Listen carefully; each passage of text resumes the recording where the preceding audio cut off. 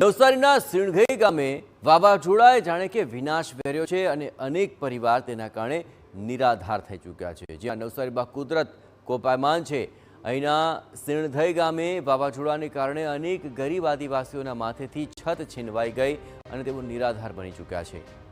એક તરફ માથે છત નથી, બીજી તરફ વરસાદ પડતા લોકોને ધાર્મિક સ્થળોએ આશરો લેવાની ફરજ પડી ગઈ।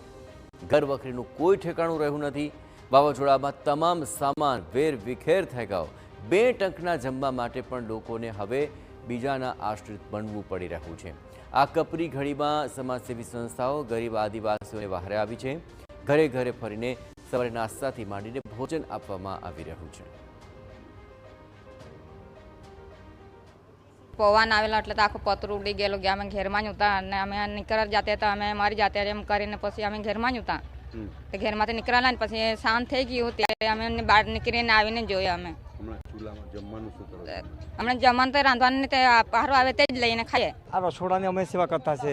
અમારા આખા ગામમાંથી રસોડા ભેગા કરીએ છીએ। માણસો બધા ગામના યુવાના આવે છે, આખા ગામના એ લોકો બધું ભેગું કરે છે અને રસોડું બનાવે છે।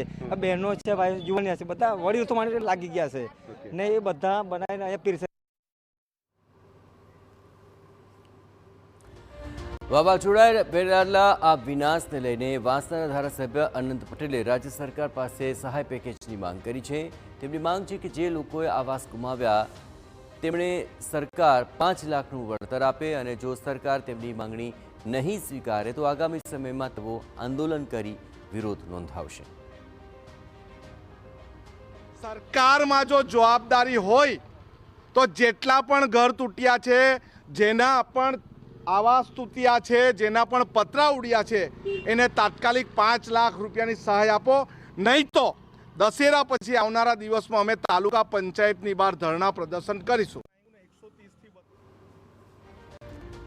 બે તરફ વલસાડ ડાંગના સાંસદ ધવલ પટેલે પણ સેવા કાર્યમાં જોડાયા અને ધવલ પટેલે પોતાની ટીમ સાથે અસરગ્રસ્તોને કીટ વિતરણ કરી હતી। જે ઘરોની છત ઉડી ગઈ છે તેમાં નવા પતરા લગાવવાનું કામ કરવામાં આવ્યું। સાથે મુખ્યપ્રધાનને પત્ર લખી વહેલી તકે રાહત પેકેજની માંગ કરી।